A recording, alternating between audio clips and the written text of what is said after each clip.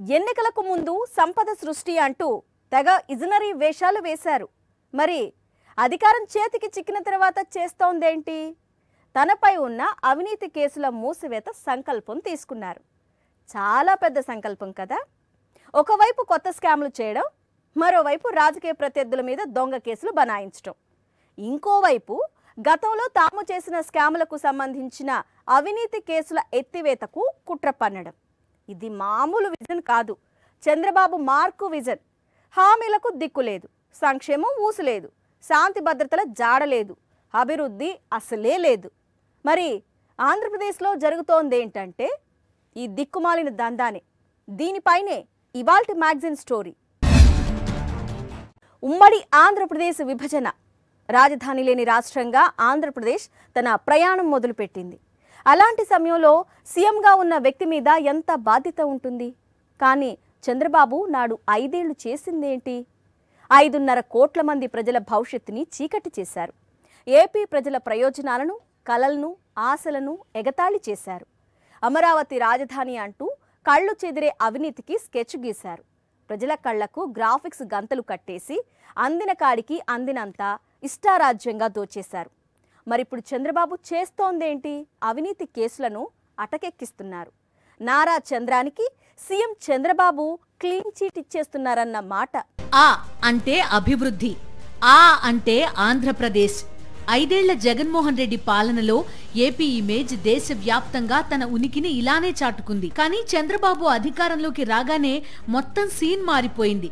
ఆ అంటే అవినీతి కేసుల ఎత్తివేత, ఆ అంటే ఆటవిక పాలన అంటూ ఏపీ ఇమేజ్ ని దేశ ప్రజల ముందు చులకన చేస్తోంది కూటమి ప్రభుత్వం. ప్రజా సంక్షేమం అంటే తొలి నుంచి ఏవగింపు భావనని ప్రదర్శించే చంద్రబాబు ఎన్నికల్లో ఇచ్చిన హామీలను ఎగ్గొట్టడానికి, తన పాలనలోని అసమర్థతని దాచిపెట్టడానికి, తాము చేస్తోన్న ఆర్థిక విధ్వంసాన్ని కప్పిపుచ్చుకోవడానికి, స్కీమ్లను పరుగులు పెట్టించడానికి ఎన్ని కుట్రలు పన్నాలో అన్నీ పన్నుతూనే ఉన్నారు. ఇప్పుడు అంతకు మించి అనేశారు చంద్రబాబు. తనపై ఉన్న అవినీతి కేసులను అటకెక్కించే పనిలో బాబు అండ్ కో బిజీగా ఉంది. అదే సమయంలో వైఎస్ఆర్సీపీ నేతల మీద దొంగ కేసులు పెడుతూ కొత్త కుతంత్రాలు పన్నుతున్నారు. ఎన్నికలకు ముందు సంపద సృష్టించడం ఎలాగో నాకు తెలిసినంతగా ఈ దేశంలో మరే నాయకుడికి తెలియదంటూ పదే పదే చెప్పిన చంద్రబాబు గెలిచిన తర్వాత వెలగబెడుతోందేంటంటే పచ్చముఠా సొంత సంపద పెంచుకోవడానికి అవినీతి గేట్లు ఎత్తేయడం, తనపై ఉన్న అవినీతి కేసులను మూసేయడం. క్లుప్తంగా చెప్పాలంటే నారా చంద్రానికి సీఎం చంద్రబాబు క్లీన్ చిట్ ఇచ్చేస్తున్నారన్నమాట. చంద్రబాబు బరి తెగించి సాగించిన అవినీతి దందాను చాప చుట్టేసేందుకు టీడీపీ కూటమి ప్రభుత్వం కుట్ర కార్యాచరణను వేగవంతం చేసింది. అధికారంలో ఉండగానే ఆ అవినీతి కేసులను క్లోజ్ చేసేయాలన్న కుతంత్రమే ఏకైక అజెండాగా చెలరేగిపోతోంది. తనపై నమోదైన అవినీతి కేసులకు సంబంధించి దర్యాప్తు అధికారులతో చంద్రబాబు కొద్ది నెలల క్రితం సమీక్షా సమావేశం నిర్వహించడం రాజకీయ వర్గాల్లో పెద్ద కలకలమే రేపింది. ఆ కేసులను ఎలా క్లోజ్ చేయాలో ఆయనే దిశానిర్దేశం చేసినట్టు అప్పుడే స్పష్టమైంది. ఆ తర్వాత తన ఆస్థాన న్యాయవాది సిద్ధార్థ లూథ్రాకు ఆ కేసుల మూసివేత బాధ్యతను చంద్రబాబు ప్రత్యేకంగా అప్పగించారు.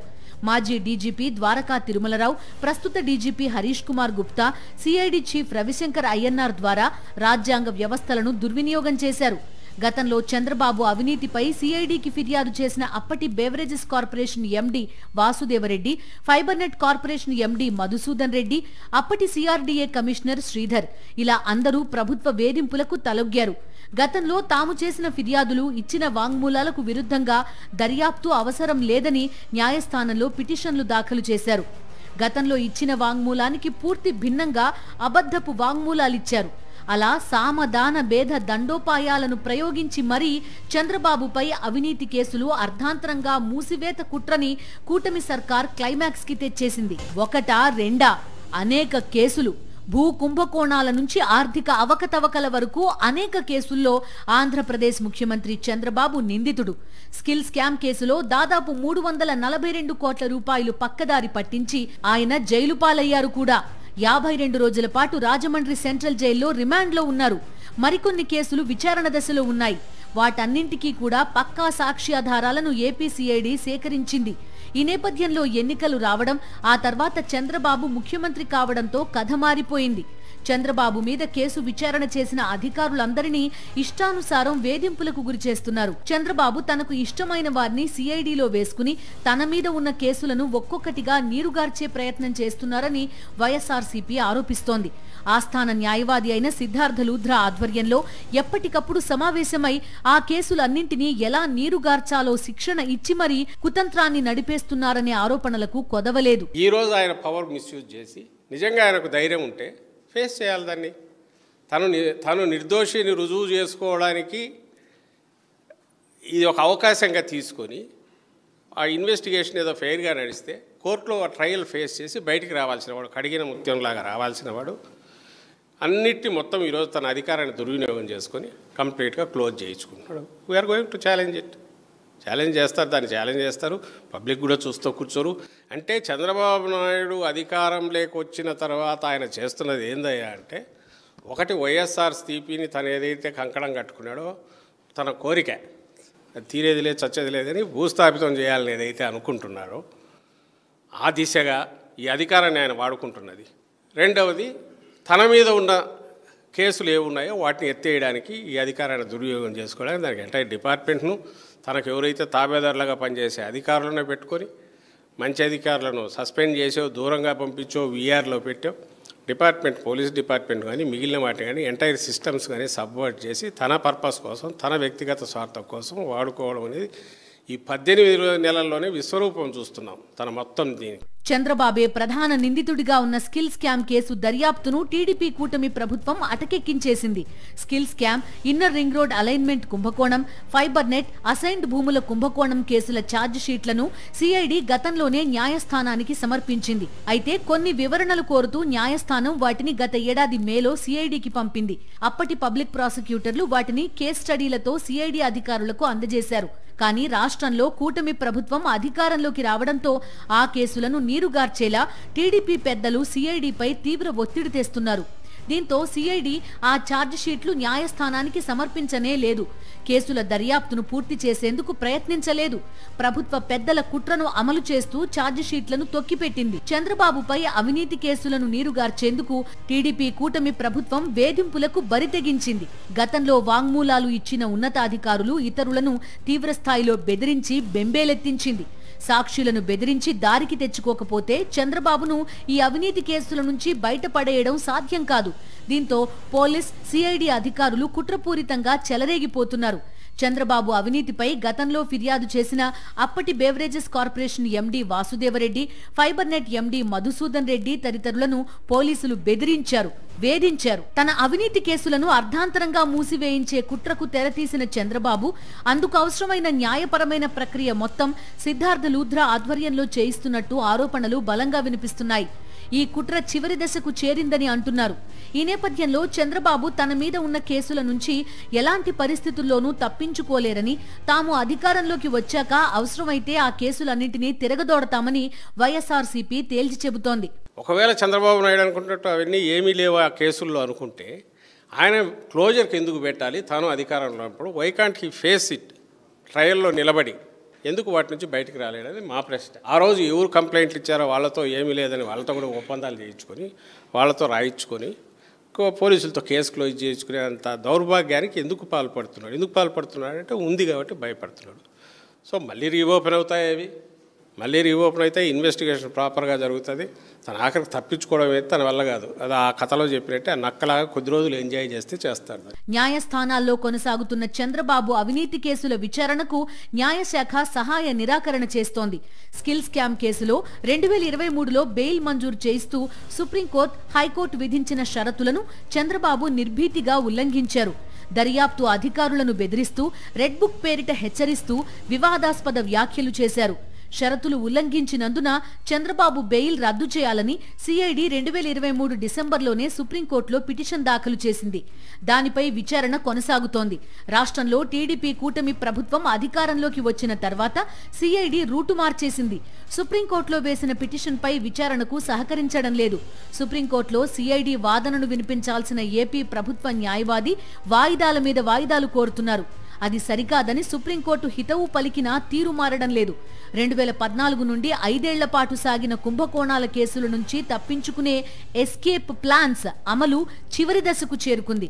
స్కాము నాదే, ఎస్కేప్ స్కీము నాదే అంటోన్న పచ్చ ముఠా అదే సమయంలో వైఎస్ఆర్సీపీ నేతల మీద దొంగ కేసులు బనాయిస్తూ చిల్లర కుట్రలు పన్నుతోంది. 2 ఎకరాల నుంచి లక్షల కోట్ల రూపాయలకు పడగలెత్తడం అంటే మాటలా? ఎంత అడ్డదిడ్డంగా ప్రజల సొమ్ము స్వాహా చేస్తే కానీ ఆ స్థాయికి వెళ్తారు చెప్పండి. స్కీముల మాటున స్కాములు చేయడంలో, ప్రజాసేవ ముసుగులో ప్రజాధనం కాజేయడంలో చంద్రబాబు అండ్ కోకి ఉన్న నైపుణ్యం అనితర సాధ్యం. అప్పుడెప్పుడో ఏలేరు స్కామ్ నుంచి మొదలు పెడితే ఇరిగేషన్ కుంభకోణాలు, భూ కబ్జాలు, రాజధాని భూముల మాయాజాలం, లిక్కర్ స్కామ్, అబ్బో ఒకటా రెండా ఎన్నెన్ని స్కామ్లు, ఎన్నెన్ని ట్విస్టులు.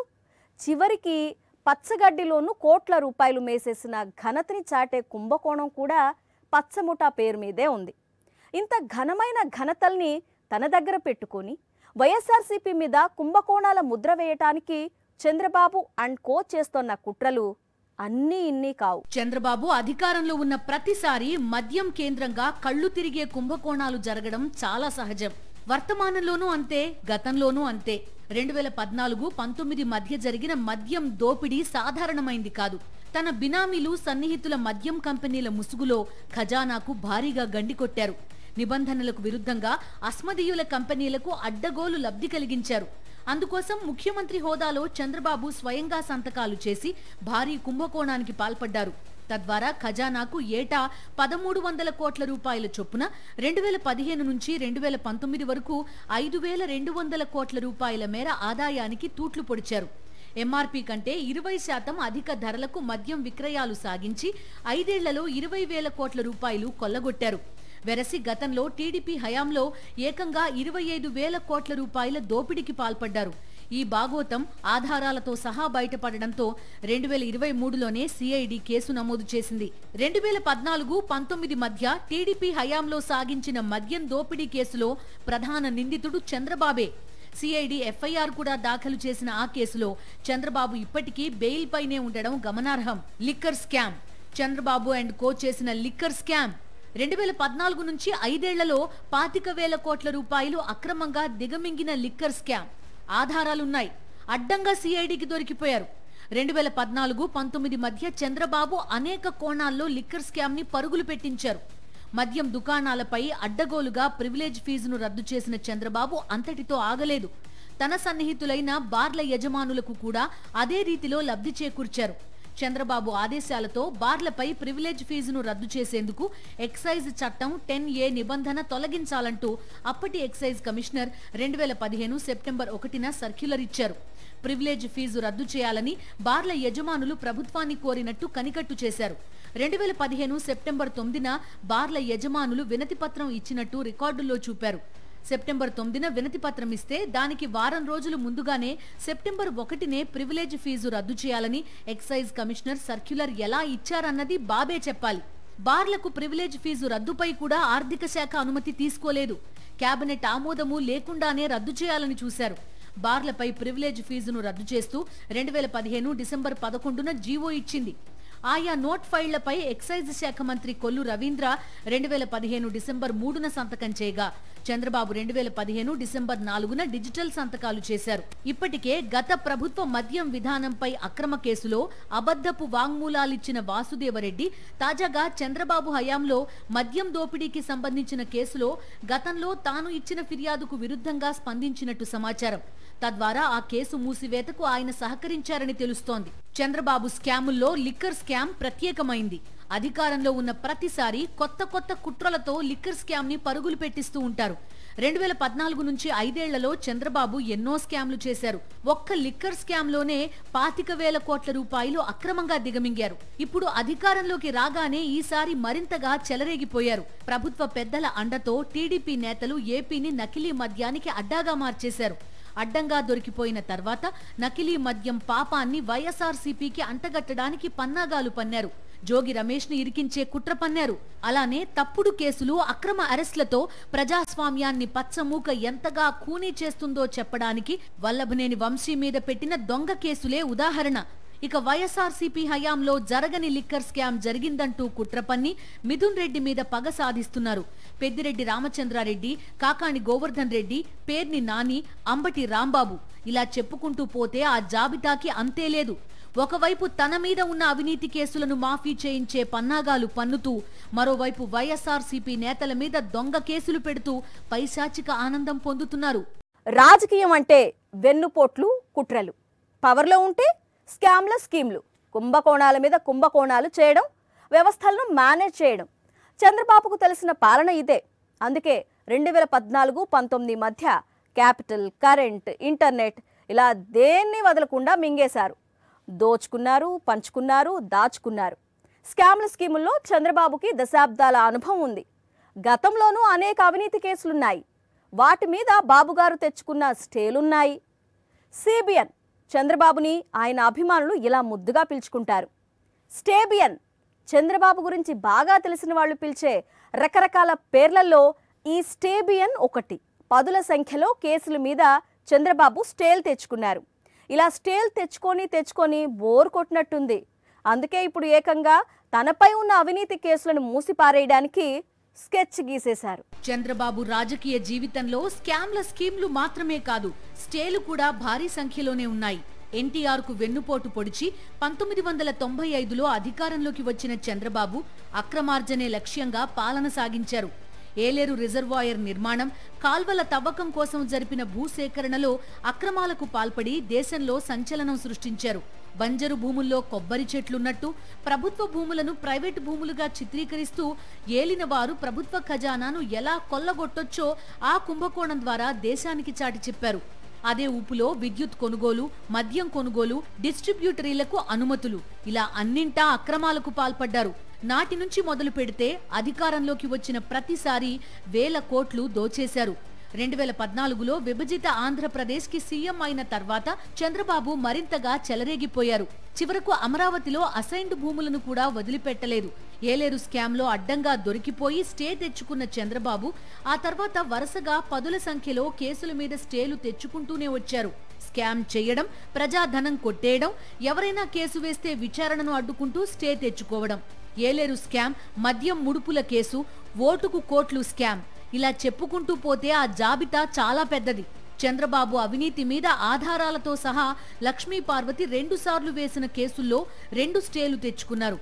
ఐఎంజీ భారత్ అనే టికాణా లేని కంపెనీకి అత్యంత ఖరీదైన ప్రాంతంలో 850 ఎకరాలు కేటాయించిన చంద్రబాబు అప్పట్లోనే 100 కోట్ల రూపాయలు ముడుపులు అందుకున్నారు. ఆ కేసులోనూ విచారణ సాగకుండా స్టే తెచ్చుకున్నారు. 3 స్టేలు, 6 స్కామ్లు అన్నట్టుగా చంద్రబాబు దోపిడీ పర్వాన్ని సాగిస్తూ ఉంటే అటు ఎల్లో మీడియా ఆయనకు విజనరీ ముసుగు వేసి ప్రమోట్ చేస్తూ వచ్చింది. ఇక 2014 నుంచి 5 ఏళ్ల పాటు అధికారంలో ఉన్న చంద్రబాబు కుంభకోణాల మేళానే నిర్వహించారు. అమరావతికి మించిన రాజధాని ఆసియాలోనే ఉండదంటూ ఊకదంపుడు ప్రచారం చేస్తూ ఆ ఒక్క ప్రాంతంలోనే 5-6కి పైగా కుంభకోణాలు చేసేశారు. స్కిల్ స్కామ్ తర్వాత వరుసగా చంద్రబాబుని వెంటాడుతోన్న ప్రతి స్కామ్లోనూ చంద్రబాబు అండ్ కో పాత్రపైన పక్కా ప్రాథమిక ఆధారాలను సిఐడి సేకరించింది. వేల కొద్ది డాక్యుమెంట్స్ ని సంపాదించింది. ప్రతి స్కామ్లోనూ చంద్రబాబు అండ్ కో తప్పించుకోలేని విధంగా ఆధారాలు సేకరించింది. అందుకే 2024లో అధికారంలోకి వచ్చిన నాటి నుంచి చంద్రబాబు తన అవినీతి కేసులను మూసివేసే కుట్రకి పదును పెడుతూనే ఉన్నారు. అదే సమయంలో వైఎస్ఆర్సీపీ నాయకుల మీద దొంగ కేసులు బనాయించే పన్నాగాన్ని అమలు చేస్తూ వచ్చారు. నేను నిప్పుని అంటూ దశాబ్దాలుగా ప్రజలని మోసం చేస్తూ వచ్చారు చంద్రబాబు. అంత నిప్పు అయినప్పుడు పదుల సంఖ్యలో కేసుల మీద స్టేలు ఎందుకు? అవినీతి కేసులను అటకెక్కించడానికి అడ్డమైన కుతంత్రాలు ఎందుకు? కూటమి ప్రభుత్వం అధికారంలోకి వచ్చి 18 నెలలవుతోంది. ఈ 18 నెలల్లో అభివృద్ధి నుంచి సంక్షేమం దాకా ఏ ఒక్క ఆనవాలు ఆంధ్రప్రదేశ్లో కనిపించని దుస్థితి. ఆటవిక పాలనకి కేర్ ఆఫ్ అడ్రస్ గా ఏపీని మార్చేసిన పచ్చముఠ తమ అరాచకాలను కొత్త పుంతలు తొక్కిస్తోంది. ఇది ఇవాల్టి మ్యాగజైన్ స్టోరీ. మరో ఇంట్రెస్టింగ్ టాపిక్ తో మళ్ళీ కలుద్దాం. అంతవరకు స్టే ట్యూన్డ్ టు సాక్షి. నమస్తే.